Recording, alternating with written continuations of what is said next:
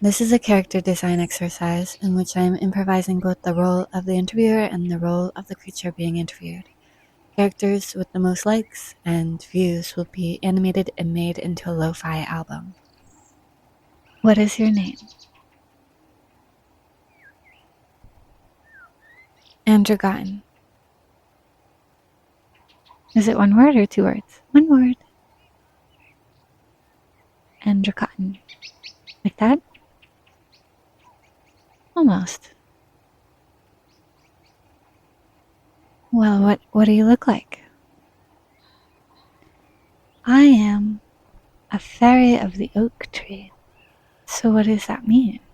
Well, I'm a dryad, and so I'm reasonably tall.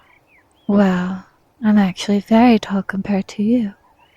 Maybe 7 feet tall. I have very fair hair, very blonde like hay, but it changes through the seasons. I'm brunette during the summer, and I become silvery during the winter. I am very boyish looking. I'm very young in appearance. I live here in this tree, which you can't see, with my family. We are a family of 4. I have a father and a mother and a sister, and the sister is younger than me.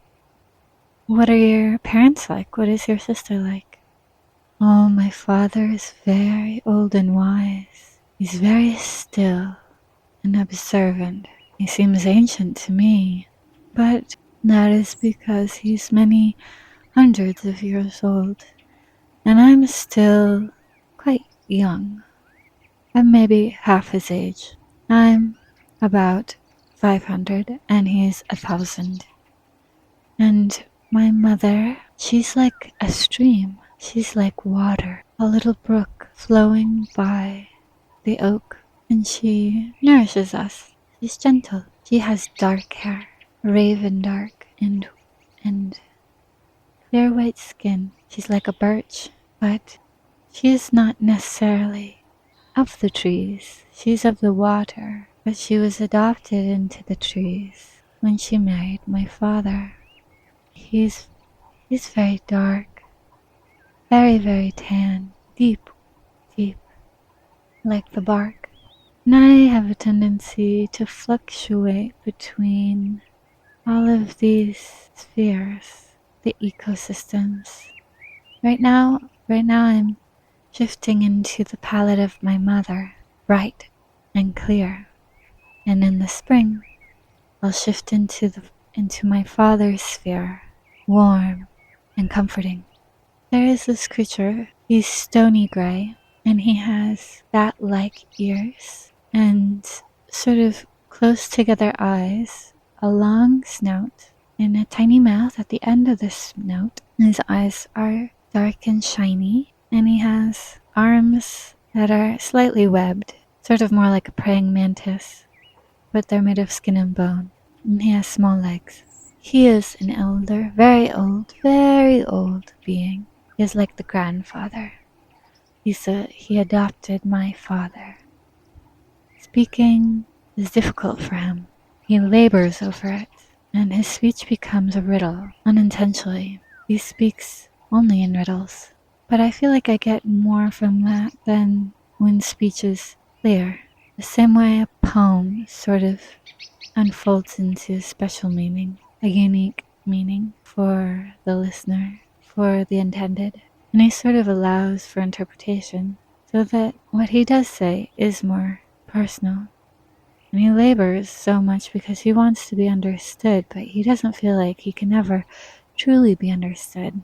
And so he casts his net in hopes that within the multitude of meanings, the right one is sort of shimmered into the forefront. And so there's sort of this dance between intention and interpretation that he uses to describe what he's seen across his long life. He's about 3,000 years old. He's very odd. And then my sister, she's very young. To a human, she's more like 12, if I'm to be 17. I'm sort of broad and strapping and muscular. I'm athletic and like to play with the other dryad boys in various sports.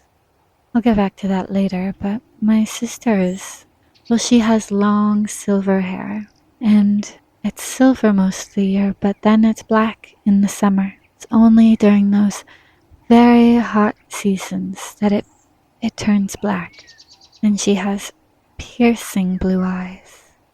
And in those summer months, she becomes very bright, very brilliant, very stark, and then she softens and recedes during the rest of the year, and, similar to myself, becomes more like the water and the air, and I become more like the fields and the streams. I stay honey gold for a long time between the season changes. Anyway, my sister's personality, she's very shy. Very, very shy. She keeps to herself. She's like the morning glory and spends most of her time with the morning glories. I told you wouldn't be able to see me. The oak tree is not near enough for you to see, but don't even try. But my sister, she comes here a lot because she is a morning glory, and she has friends. They're all morning glories. They all congregate here. Well, what game do you like to play with your friends? Well, we take an old root. You know what that is? What are those birds chirping at? No, they're hunting. They're hunting together all of the mosquitoes, all of the flying insects. They're starlings. Alright, so the game, you take a root. It's already dead, it's not attached to a tree. You fashion it into a belt. You use this, you put it around the feet. And you strap your feet to two long sticks as stilts. And you race. That's one game. Another game is you take a leather ball. It's been sewn together. And you run with it. You try to make sure no one else gets it. Just games like that. What kind of house do you have? What's underground? It extends from below to above the old oak tree, but mainly up in the trees. We have a great tree house spiraling up, and then there's a cellar below the tree, and the roots hold it safely.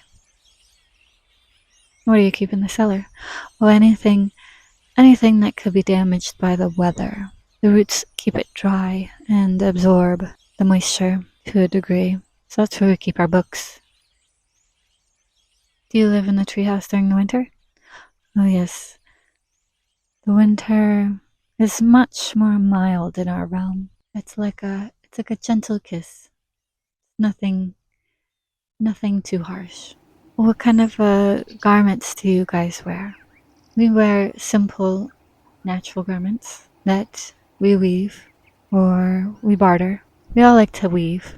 All of us together as a family, except for my father, he just sleeps. But I don't think he's actually sleeping, he just pretends to sleep so he can avoid it. Those birds, they were calling to each other, gathering one another, very excitedly, because they had seen all of those insects flying through the air. So they were calling one another, bringing everyone close so that they could fly in unison and net them as a wall of birds. That's why they were chirping so loudly, assembling for a feast, assembling for war. We are glad that our family has not known war. Not in a long time, at least. I have not. I've seen war amongst the humans, but not amongst the tree people. And that does happen sometimes. Sometimes when there is a difficulty in sharing forest, sharing land, all the human developments kind of isolate us. If anything, if any good has come of it, it has made our territories more distinct. If anything bad has happened because of it is that many families have moved from here, stifled, unlimited, but we carry on. Do you know anything of the future? No, I do not. Impressions, but nothing clear. No prophetic sight. But there are some in these glades and in these woods that do. You might be fortunate enough to find them, unless you find unfortunate news. Well, is there anything else you want to describe? Hmm. Only that I love the sun, and today is an overcast day. It's hard to shine bright without the sun. I seem to reflect it, inspired by Apollo, part of my spiritual lineage. Anyway, that's it.